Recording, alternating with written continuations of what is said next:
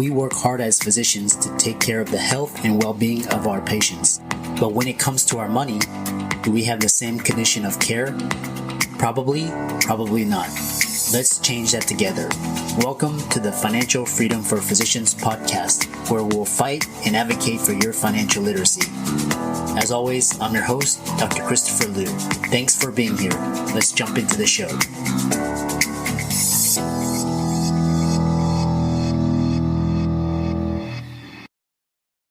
Hey guys, I want to welcome you guys to the Financial Freedom for Physicians podcast. We've got a great episode this week. Before we begin, please hit the subscribe button as well as the notifications bell, and be sure to like, comment, and share if you like this episode, and we'll get into this week's sponsor and show. This week's episode is sponsored by CityVest. CityVest has quickly become the most popular and best way for doctors to invest in top-performing real estate private equity funds that are usually reserved for institutional investors. This unique access to investing in these institutional funds is available for the first time ever through CityVest's easy and secure online investment platform. CityVest does the hard work of conducting due diligence and vetting the investments. They even get a third-party due diligence report that is posted on their website. As a result of aggregating a several $million investment amount into their access funds, CityVest gains access to investing in the institutional investment and is able to negotiate better investment terms such as a 12% preferred return. You can check them out at cityvest.com or go to the link in the show notes below. Now on to the show. So welcome everybody to this week's podcast episode for the Financial Freedom for Physicians podcast. And I'm your host, Dr. Christopher Liu. And as always, I'm trying to be on the cutting edge and bring you people and individuals, physicians that are doing really innovative, cutting edge things that are changing the landscape and helping others. So today we have Dr. Heather Fork of the Doctors Crossing. And what's interesting is I got my journey started in alternative careers by going through her blog, going through her conferences, and now it's time to return the favor. So Heather, welcome. Thank you, Chris. I'm a fan of yours, and I appreciate all the things that you do for other physicians. I've read your story. I have your book, and I think it's great to share what we've been doing and what's worked and what hasn't worked to help others make it easier, easier for them. They don't have to make all our mistakes. Yeah, I totally agree. And what's funny was, I started my journey, sort of getting lost and confused in 2006, 2007. And at that time, I thought I was the only one. And then I happened to, I squandered around and I was, lonely for 5-6 years. And I happened upon your blog and I was like, oh, wow. And then all of a sudden, this whole new world opened up to me. So, and I know you got started before me. So tell us, how you got started and your journey. I'd be happy to, and I didn't know that, Chris. I'm glad you found me. I am glad I could have been there for you. How did my story? Well, let's see. I like to let people know that I really didn't want to go to medical school. For any of you out there who this was not your plan A, even up to the day of medical school, I was thinking, is there something else I could do? And that doesn't mean that I didn't enjoy it and I didn't enjoy being a dermatologist. I did. I had thought I would do something different with animals, and turns out I really didn't want to be a vet. So I lost my plan. And I ended up going to medical school because a friend of mine suggested that it would be a good idea. That's what she was aiming for. But I fell in love with dermatology in my second year when we had dermatopathology. And so I felt I had a direction, and then I loved residency and got into practice. I bought a practice right out of residency and just put my head down and got busy learning how to run a business and be a physician. But it was maybe about 4.5 years in when I dared to ask that question, are you happy, Heather? And the answer was no. And, there's a lot of backstory to this. It was never about the patients. I had lovely patients, and dermatology is a good specialty, but it really ultimately wasn't the best fit for me. And in hindsight, we understand these things better, especially after becoming a coach and finding out that I love being a coach. And my energy continues to expand into this profession. So that's a good thing to think about for yourself. Is when I was in dermatology after a number of years of practice, my energy started contracting. I was thinking, can I see patients less than 4 days a week? Can I see them less than 3 days a week? And they were lovely people. I still talk to some of them. But it's that I don't really like being in that role of being a doctor and giving all this information out and scientific information, medical information. It really isn't as exciting to me as helping someone make transformative changes in their life and have these conversations where I get to listen a lot and then ask questions to help the person better understand themselves. Like, I never tire of that. I find it thrilling. So it was just a bit of a mismatch, which I didn't really understand until after I've been in practice for a bit. That's quite an interesting story. So when I know I've heard you speak, but when you go to conferences and you say, I never wanted to be a doctor, but then you got into medical school and then you got into dermatology residency. What is people's reaction to that? I'm just curious because you had sort of like the dream path that, They're surprised, but I hear this story from other physicians, so I'm more used to it, where they maybe had something that was more artistic or less of a secure path, and their parents talked them into medicine. And so they did well at it because, if you're intelligent enough, you can do it. I could never have been an astrophysicist, but I could memorize things, so I could do the work. I could apply myself. But I think it's a common thing that happens to physicians because we're used to achieving. So if someone gives us a goal and they put us on a conveyor belt, we'll likely stay on that conveyor belt. So we can become what's called a success disaster. Meaning you're successful, but it's really not the thing you're meant to do.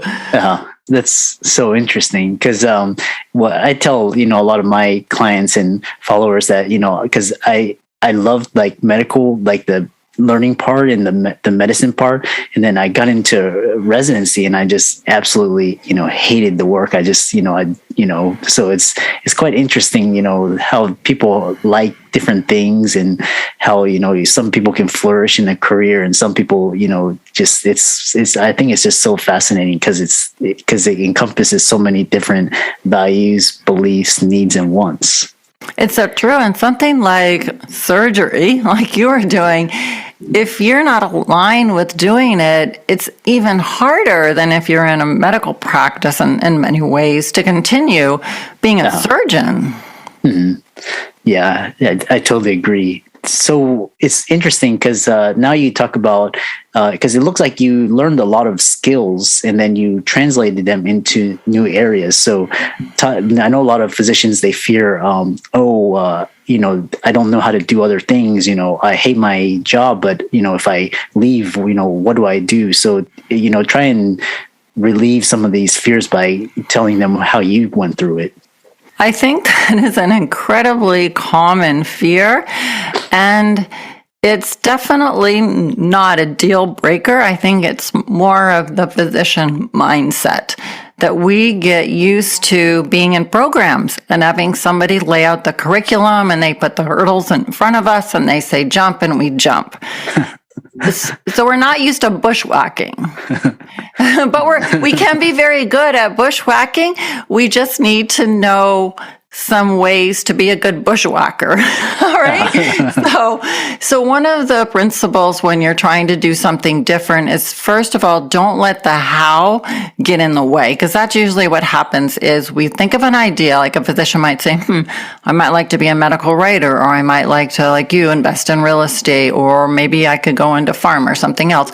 And immediately the question is, well, how? I mean, how do I even get a job? Do I have to have experience? What do I put on my resume? How do I do this? And then they get discouraged, and then you get paralyzed, because it's easier to just keep doing what you know how to do than to get uncomfortable doing something new. Oh yeah, that's quite interesting. And yeah, and then what's interesting is also, because as physicians, we do a lot of these skills, like we write, we speak, we educate, and it's just interesting how you just a shift in mindset, you can translate these into areas like coaching, such as yourself. And so when you were going from medicine to coaching, what drew you to the field? What experiences? And just, I know a lot of physicians are interested in helping others, but in just a different capacity. I just wanted to add that, so once you sort of get the mindset that you can figure this out and don't worry too much about the how right away, tell yourself or remind yourself that when you started medical school, you didn't know how to do so many of the things that you know how to do now to be a physician. You learned them. So you might not be going to a school to learn how to do what's next or even how to make a transition, but there's always logical steps to follow. Like, for example, it's best not to apply for a job until you've created a resume and have an understanding about how to prepare for the interview. So there's a logical sequence. And there are always people and resources to help you, but instead of somebody putting it in a curriculum, you find these steps out by doing research. Having a coach can help too. Other ways can be helpful. So the steps are there to make it doable. It just takes a little more effort to figure out the steps, but we can learn all the things we need to learn to do anything different. Mm-hmm. And for these skills, how should one go about learning? Is it like through conferences, through any sort of books, seminars, any coaching that in particular that will help them get these skills and help them along their way? I think it really depends on where the physician wants to go. So there are the general skills of using LinkedIn or writing your resume and those things. So those can be found with different resources. A lot of these jobs, for example, when you go into a new pharma job, they don't expect you to know how to do most of the things you'll be doing on the job. They will teach you in the first 6 months to a year, but you already have a lot of the fundamentals of knowing how to learn. And I know, especially for LinkedIn, because I know a lot of physicians, they're not, well, a lot of them are, they don't have a LinkedIn profile, but in this day and age, online networking is really important. So, and I know you just created a course on LinkedIn. Can you tell the audience about, the importance of LinkedIn, how you can use LinkedIn, and ways of getting started? Okay, so I'll try to be brief on that, but I like to think of LinkedIn as a great networking resource that levels the playing field for anyone who's interested. You don't have to be an extrovert to be able to be good on LinkedIn. Because a lot of people think of traditional networking as needing to be good at small talk and schmoozy. On LinkedIn, introverts can do really well, and so can extroverts and everyone in between.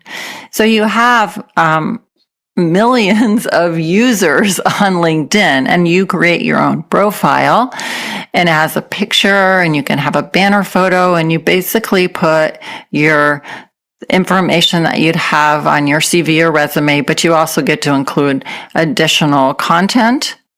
And when you're on there, you can start connecting with people and building your network. So that then when you want to reach out, for example, you'd like to find another physician who's working in a non-clinical job that you're interested in, you can search on that specialty. You can search on that company, on that medical director title that they have, and then find people who could actually do informational interviews with you. They might be physicians who can help you even sometimes open doors at the company they're working at.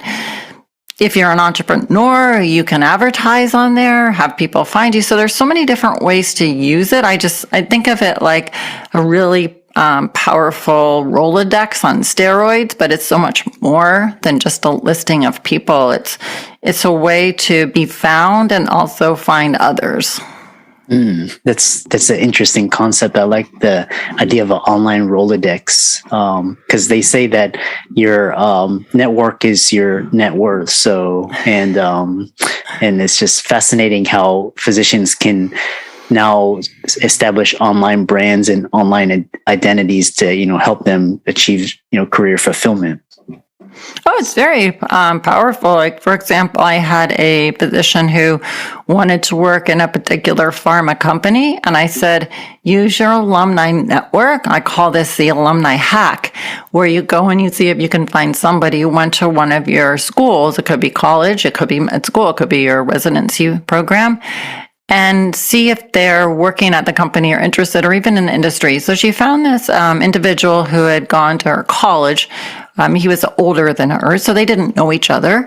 And she said she was interested in his company.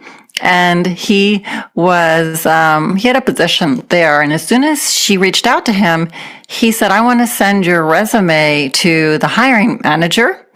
He did that. Within a day or two, she had an interview, and then she ended up getting hired. That was one company, one job application, and hired and happy. Wow, that's such an amazing story. So what are some, like, just, and I know because LinkedIn is a broad topic, just broad strokes. What are some ways that physicians can get started, in terms of like their profile, just getting set up on LinkedIn and start getting connected? Yeah, it's, first of all, if you don't have a profile, don't be intimidated. It's not hard to do. You definitely want to have a headshot on there. Get your basic information going. That you could probably do that in about an hour or two, just the basics. And then once you're on there, you start inviting people, and I just invite any physician. Anybody who's a physician, I invite them and I accept their invitations. You can also custom invite people who might be in a career direction that you're interested in and reach out to them. And in the course that I have, I talk about how to message people to get a good response. Then, if you're interested in searching for jobs, there's a lot of wonderful jobs on there. You can search for recruiters, make connections with recruiters. You can even treat it like your own personal website. It's easy to write an article and post it on there. So say, for example, you're interested in medical writing, but you haven't really published much.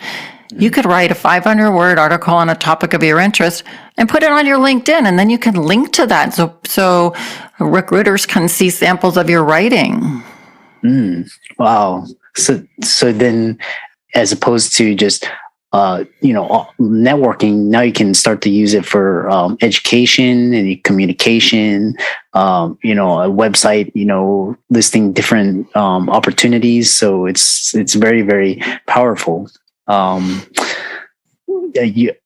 Any pitfalls that physicians should avoid?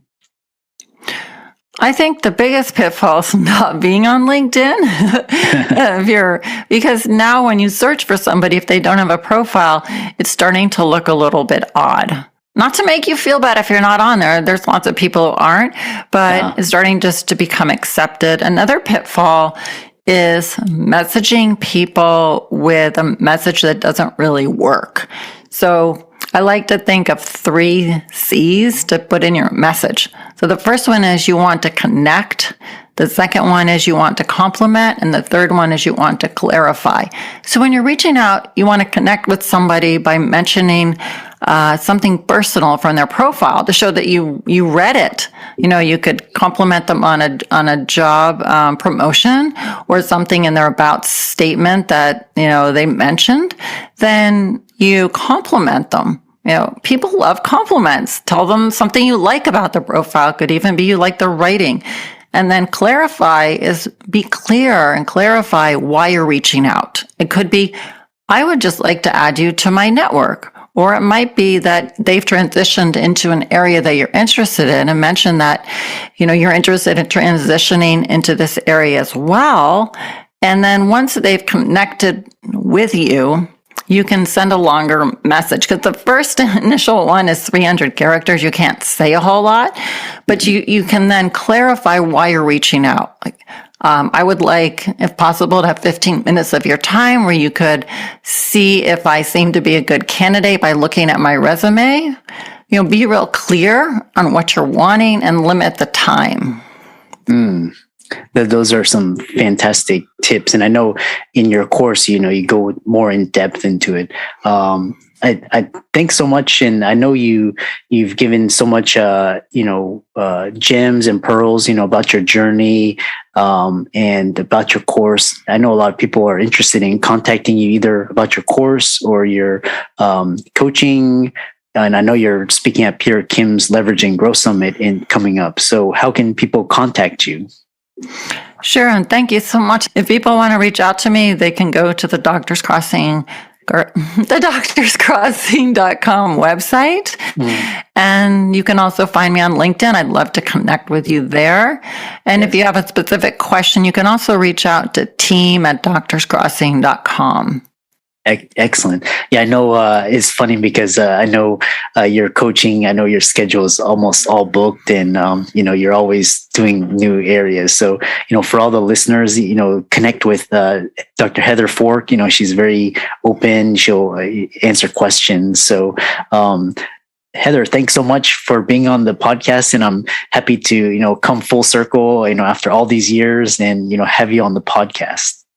Oh, likewise. Thank you. It's such an honor, Chris, and I'll have to have you on my podcast. That would be a real treat. So thanks for all you do, and I really appreciate it. What a fantastic show. I hope you enjoyed our very special guest. Just remember, as a shout out to our this week's sponsor, CityVest.com. CityVest gives you access to the best real estate private equity funds with enhanced investment terms, verified due diligence, and lower risk. You can check them out at cityvest.com or click on the link in the show notes below to hear about their upcoming investment offerings. I'm excited that you made it for another episode. You are truly the best. If you've been following the show for a while, you know that my passion is to bring you the education you need to find your path to financial freedom. Please come back week after week for new content, new resources, and great guests. Until then, if you haven't already, please be sure to check out the website, www.drchrislumdphd.com for more support. I'll see you next week.